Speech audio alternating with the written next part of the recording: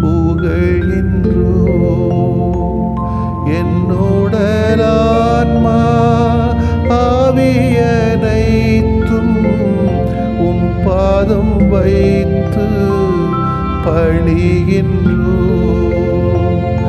என்னுடலான்மா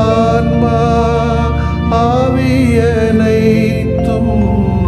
உம் பாதம் வைத்து பணிகின்றோம். இயேசுவே இறைவா, உம்மில் மகிழ்ந்து ஆராதிக்கின்றோம், புகழ்கின்றோம்.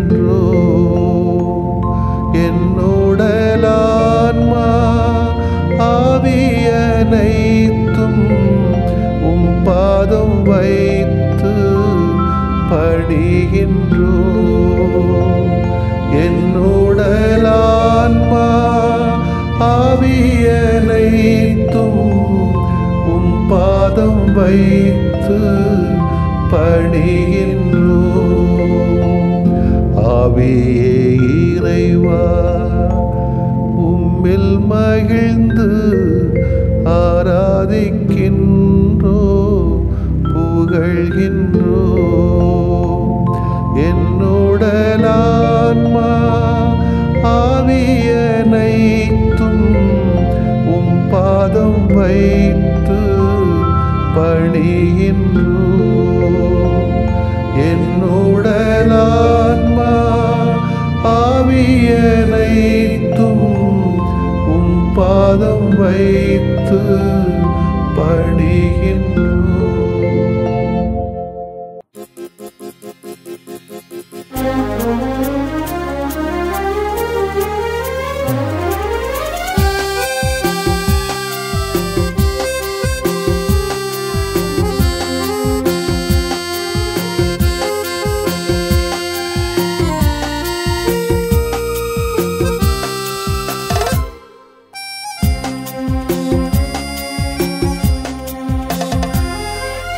அன்புக்கு அணையேது இறைவா, உம் அன்புக்கு இணையேது தலைவா. அன்புக்கு அணையேது இறைவா, உம் அன்புக்கு இணையேது தலைவா.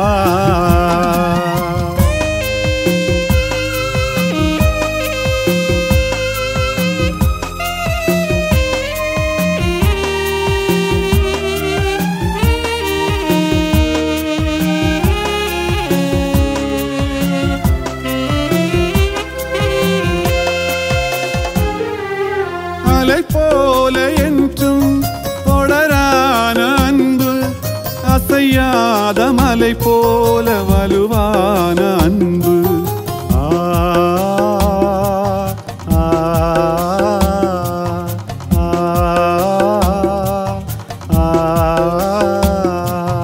படர்வானம் போல விரிவான அன்பு, பயிர் ஈயும் நிலம் போல பரிவான அன்பு.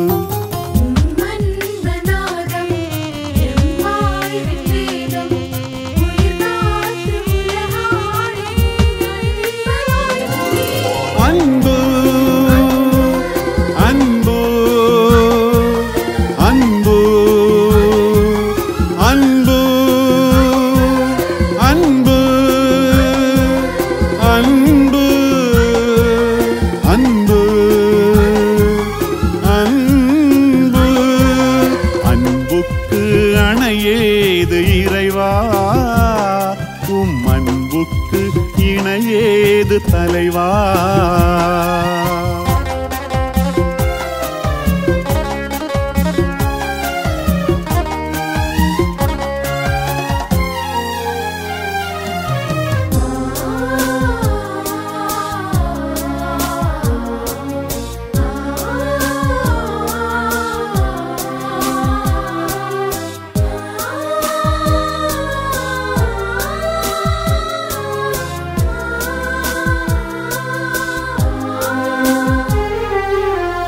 போல தாவும் கனலான அன்பு, திசை பாயும் நீர் போல வளமான மெலிதான அன்பு.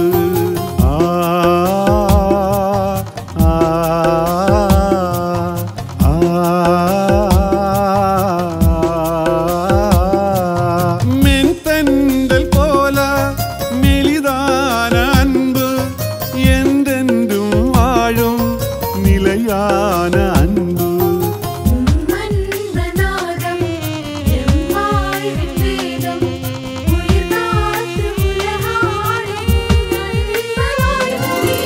அன்பு அன்பு அன்பு அன்பு அன்பு அன்பு அன்பு அன்பு. அன்புக்கு அணையேது இறைவா, உம் அன்புக்கு இணையேது தலைவா. அன்புக்கு அணையேது இறைவா, உம் அன்புக்கு இணையேது தலைவா. மத்தேயு எழுதிய நற்செய்தி அலகு 5 இறை சொற்றொடர்கள் 17 முதல் 19 முடிய. அக்காலத்தில் இயேசு தம் சீடரை நோக்கி கூறியது, திருச்சட்டத்தையோ இறைவாக்குகளையோ நான் அழிக்க வந்தேன் என நீங்கள் எண்ண வேண்டாம். அவற்றை அழிப்பதற்கல்ல, நிறைவேற்றுவதற்கே வந்தேன். விண்ணும் மண்ணும் ஒழிந்து போகும் முன் திருச்சட்டம் யாவும் நிறைவேறும். அதில் ஒரு சிற்றெழுத்தோ ஒரு புள்ளியோ ஒழியாது என உறுதியாக உங்களுக்கு சொல்கிறேன். எனவே இக்கட்டளைகளில் மிகச் சிறியது ஒன்றையேனும் மீறி அவ்வாறே மக்களுக்கும் கற்பிக்கிறவர் விண்ணரசில் மிகச் சிறியவர் என கருதப்படுவார். இவை அனைத்தையும் கடைபிடித்து கற்பிக்கிறவரோ விண்ணரசில் பெரியவர் என கருதப்படுவார். ஆண்டவரின் அருள்வாக்கு. இறைவா உமக்கு நன்றி. கிறிஸ்து இயேசுவிலே பிரியமுள்ள சகோதர சகோதரிகளே, கற்றுக் கொடுப்பதுதான் கற்றுக்கொள்வது என்பது இந்த இறை வார்த்தை எனக்கு உணர்த்துகின்ற ஒரு செய்தி. அதை செயல் வழியாக கற்றுக் கொடுப்பதிலே தான் கற்றுக்கொள்வதாக அமையும் என்பது இயேசுவுடைய பார்வை. சாமானியன் சருகை மிதித்தாலும் கூட ஓலமிடும் சமுதாயம். பசை உள்ளவன் பசுமரத்தை வேரோடு விழுத்தோடும் அழிக்கும் போது மௌனம் சாதித்து விடுகிறது. நீதி தேவதை கண்ணை கருப்பு துணியால் இறுக கட்டிக்கொள்கிறாள். சட்டம் தன் பாதையில் சறுக்காமல் செல்லுகிற என்று நறுக்கென சொல்லி நாசுக்காக நலிவிடுவர். சட்டம் ஒரு இருட்டறை என்று இலக்கணம் பேசி தனக்கு மட்டும் விடியல் தேடிக் கொள்கிற கூட்டமும் இந்த உலகத்தில் இருக்கிறது. இப்படிப்பட்ட மனிதர்களை எல்லாம் கடைந்து வடித்தெடுத்து உரு கொடுத்தவை தான் இயேசுவின் இன்றைய போதனைகள். அவை சட்டங்களை கடந்தவை, வெளி வேடங்களை விட உள்ளத்து உணர்வுகளை முறைப்படுத்துகின்றவை. மனிதனின் உடலை அல்ல, உள்ளத்தை உருவாக்குபவை. ஆகவேதான் கொலையை சட்டமிட்டு குறைப்பதை விட கோபத்தை களையச் சொல்கிறார். சட்டம் போட்டு விபச்சாரத்தை தடுப்பதை விட மனதை கட்டுப்படுத்தி மாண்புடன் வாழச் சொல்லுகிறார். மதத்தை காப்பாற்ற மனிதனை கொல்லும் சட்டத்தை மறுபரிசீலனை செய்யும் இயேசுவின் தீவிரமும் அவனுள் இருக்கும் தெய்வீகத்தையும் நிறைவுறச் செய்வதற்காகவே. இயேசுவின் இந்த புனித பணி தொடர்ந்தால் மட்டுமே சிறியவர்கள், சார்ந்து வாழ்கின்றவர்கள், சாமானியர்கள், சக்தியற்றவர்கள் பாதுகாக்கப்படுவார்கள், சட்டத்தால் பயன்பெறுவர். அப்போது சட்டம் நிறைவேறும், சட்டத்தால் நிறைவும் பெறுவர். திருச்சட்டமும் இறைவாக்குகளும் என்னும் கூற்று விவிலியத்தை குறிப்பதற்கு பயன்படுத்தப்பட்டது. திருச்சட்டம் என்பது மோசே வழியாக கடவுள் இஸ்ரேல் மக்களுக்கு வழங்கிய வாழ்க்கை நெறியை குறிக்கும். அதை விளக்கி உரைத்தனர் இறைவாக்கினர். எனவே இயேசு பழைய ஏற்பாட்டில் கூறப்பட்டிருப்பவற்றை அழிக்க வரவில்லை என மத்தேயு இவன் குறிப்பிடுவதாக கொள்ளலாம். என்றாலும் இயேசு பழைய ஏற்பாட்டு பழக்கங்கள் பலவற்றை விமர்சித்தார், அவற்றை ஒதுக்கி வைத்தார். எடுத்துக்காட்டாக உணவருந்தும் முன் கை கழுவுதல், கலன்களை சுத்தம் செய்தல் போன்றவை குறித்து இயேசு படிப்பித்ததையும், ஓய்வு நாள் கடைபிடிப்பது பற்றி இயேசு கொண்ட புதிய போதனையையும், பழைய ஏற்பாட்டு சட்டங்களை அவர் வித்தியாசமாக விளக்கி உரைத்ததையும் இவன் குறிப்பிடலாம். எனவே இயேசு திருச்சட்டத்தையும் இறைவாக்குகளையும் அழிப்பதற்கல்ல, அவற்றை நிறைவேற்றவே வந்தார் என்பதன் பொருள் என்ன என்பதை யோசிக்க வேண்டியிருக்கிறது. இயேசு யூத மரபில் பிறந்து வளர்ந்தவர். எனவே அவருடைய ஆன்மீகம் யூத முறையில் அமைந்திருந்தது என்பதை நாம் ஐய முறை ஏற்கலாம். என்றாலும் இயேசு யூத சமய நெறிகளை சீர்திருத்துவதையும் தன் பணியின் குறிக்கோளாக கொண்டிருந்தார் என்பதை நற்செய்தி நூல்கள் தெளிவுபடுத்துகிறது. யூத சமய மரபு சில வேளைகளில் சட்ட நுணுக்கங்களுக்கு அதிக முக்கியத்துவம் கொடுத்துவிட்டு சட்டத்தின் உண்மை பொருளை மறந்து போனது உண்டு. இதை இயேசு கண்டிக்கிறார். அதுபோலவே யூத சமய நெறிகளை விளக்கி உரைத்த மறைநூல் அறிஞரும் பரிசேயரும் அவற்றின் ஆழ்ந்த பொருளை மறந்துவிட்டிருந்தனர். எனவே இயேசு தம் சீடரின் நெறி மறைநூல் அறிஞர் பரிசேயர் ஆகியோரின் நெறியை விட சிறந்திருக்க வேண்டும் என கோரினார்.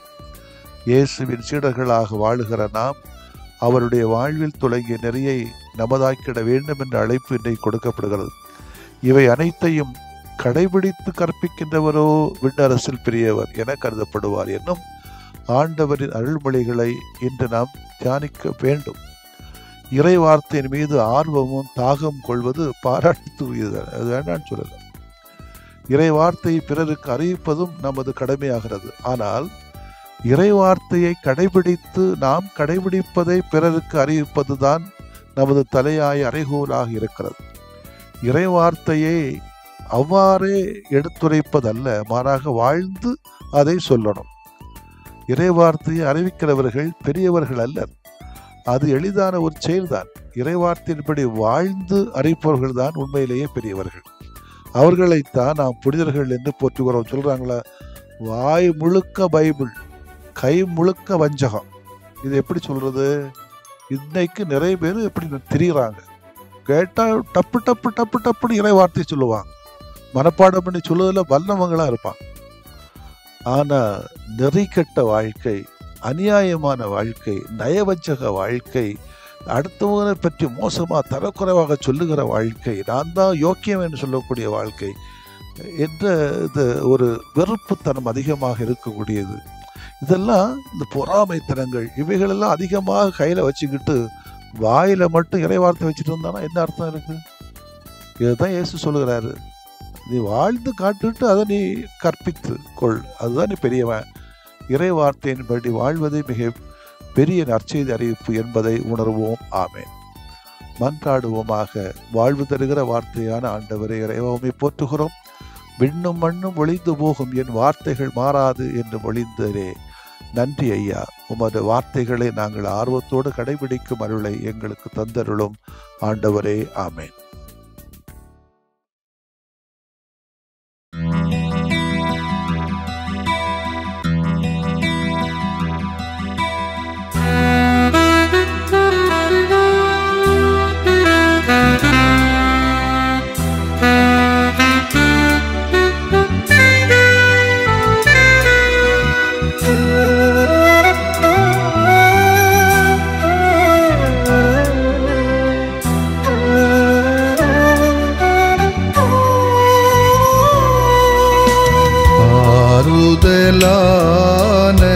ஆண்டவரே,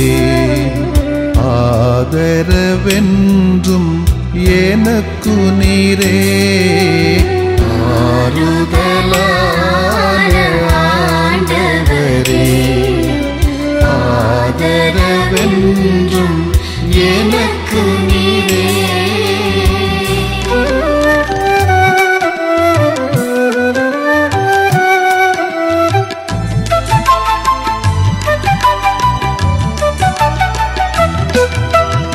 என் கவலை, என் கண்ணீர், என்னை வருத்தும் வேதனைகள்.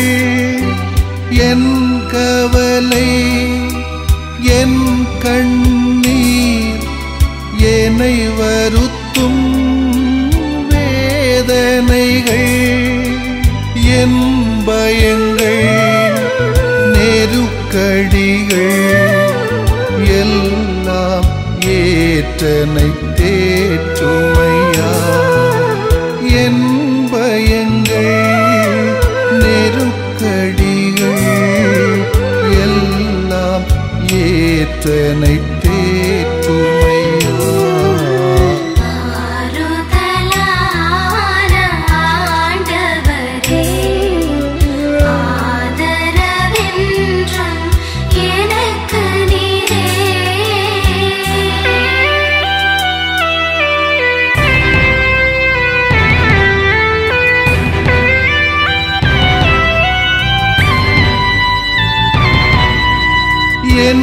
இழப்பு என் பிரிவு என்னை வாட்டும் சோதனைகள் என் இழப்பு என் பிரிவு என்னை வாட்டும் சோதனைகள் என் பாவங்கள் மனப்பாரங்கள் எல்லாம் சுமந்தனை தாங்குமையா என் பாவங்கள் மனப்பாரங்கள் எல்லாம் சுமந்தனை தாங்குமையா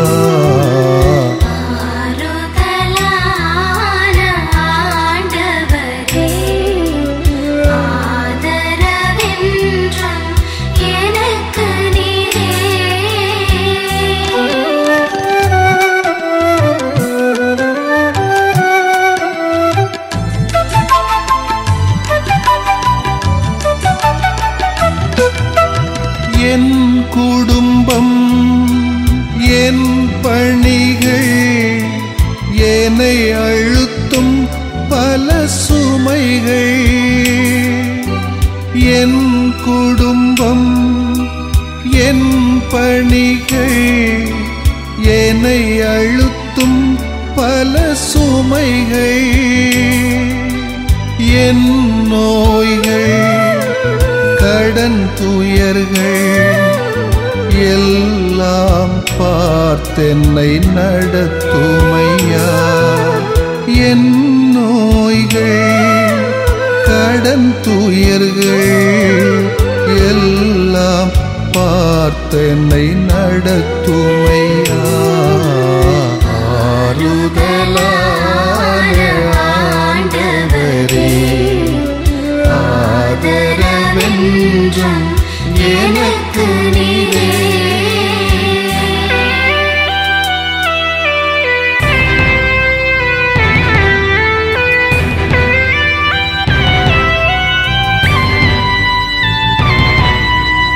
என் ஏக்கம் என் நோக்கம் என்னை தாக்கும் பழித்துரைகள் என் ஏக்கம் என் நோக்கம் என்னை தாக்கும் பழித்துரைகள் என் பலங்கள் பலவீனங்கள் எல்லாம் அறிந்தனை ஆளுமையா என் பலங்கள் பலவீனங்கள் எல்லாம் அறிந்தனை ஆளுமையா ஆறுதலான ஆண்டவரே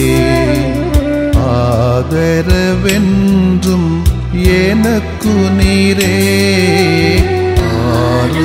ஆறுதலான ஆண்டவரே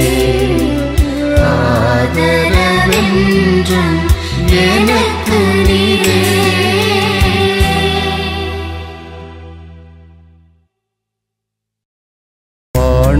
மாண்புயரிவருள் அடையாளத்தை தாழ்ந்து பணிந்து ஆராதிப்போம் பழைய நியம முறைகள் அனைத்தும் இனி மறைந்து முடிவு பெறுக புதிய நியம முறைகள் வருக புலன்களாலே மனிதன் இதனை அறிய இயலா குறைகள் நீக்க நம்பிக்கையின் உதவி பெறுக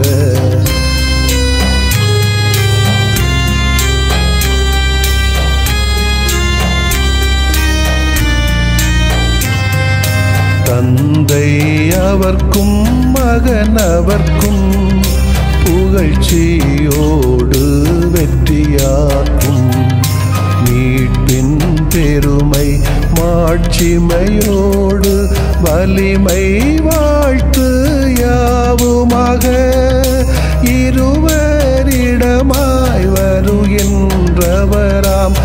தூய ஆவியானவர்க்கும் அளவில்லாத சமப்புகழ்ச்சி என்றுமே உண்டாகுக. ஆமென்.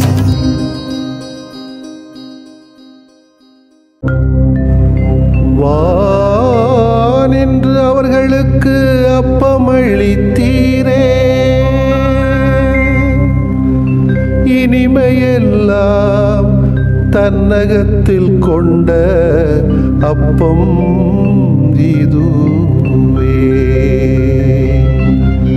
மன்றாடுவோமாக.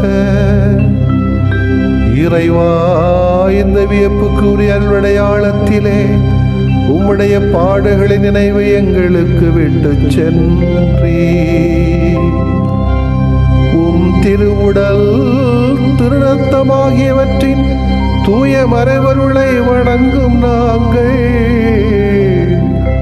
உமது மீட்பின் பயனை இடைவிடாமல் துய்த்து உணர்ந்து மகிழ அருள்வீராக.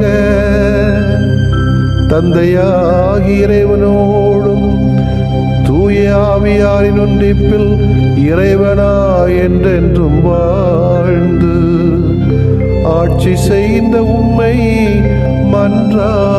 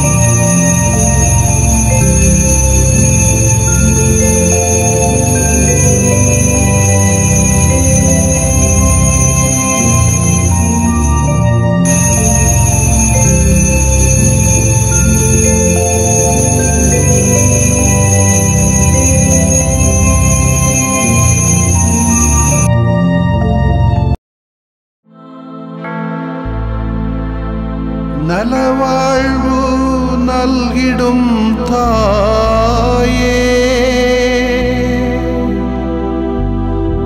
நல்வாழ்வு தரும் அன்பு தாயே,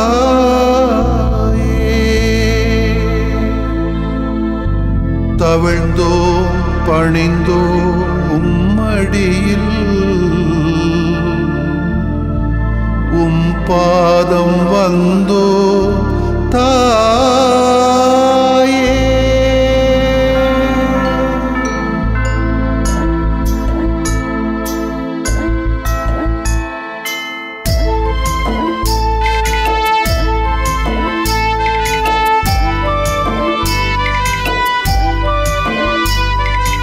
ஏலேலோ ஏலேலோ ஏலேலோ ஏலேலோ ஏலேலோ ஏலேலோ ஏலேலோ.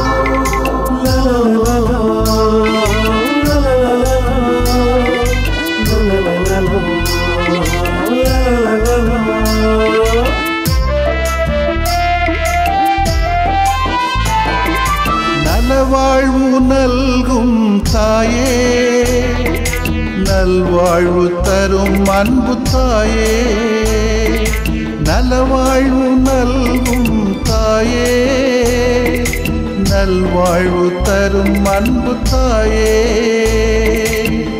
உம் அருள் வேண்டினோம் தாயே, உம் பதம் பணிந்தோம் தாயே, உமதருள் வேண்டினோம் தாயே, உம் பதம் பணிந்தோம் தாயே, தவழ்ந்தோம் பணிந்தோம் உம்மடி சாய்ந்திட, துணிந்தோ இழைந்தோ உம் வழி நடந்திட.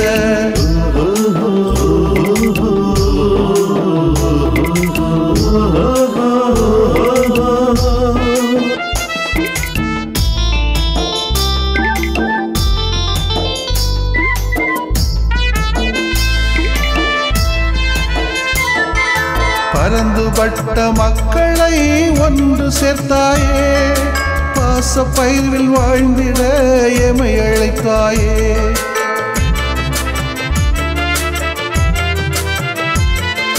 பரந்துபட்ட மக்களை ஒன்று சேர்த்தாயே. பாச பயிர்வில் வாழ்ந்திட எமை அழைத்தாயே. பங்கேற்கும் பங்களிக்கும் அடித்தளமாக, பங்கேற்கும் பங்களிக்கும் அடித்தளமாக எம் பாமரரை வழிநடத்தும் நேசத்தாயே. எம் பாமரரை வழிநடத்தும் நேசத்தாயே. தவழ்ந்தோம் பழிந்தோம் அடி சாய்ந்திட, துணிந்தோம் இணைந்தோம் வழி நடந்திட. நலவாழ்வு நல்கும் தாயே, நல்வாழ்வு தரும் அன்பு தாயே.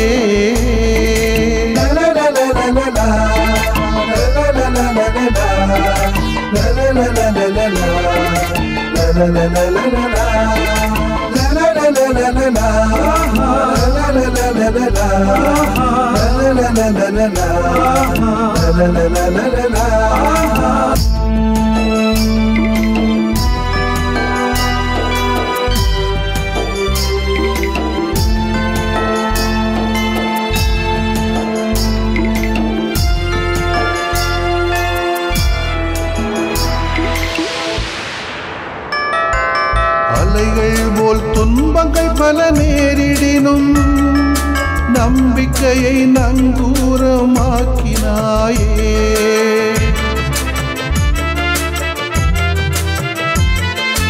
அலைகள் போல் துன்பங்கள் பல நேரிடினும் நம்பிக்கையை நங்கூரமாக்கினாயே.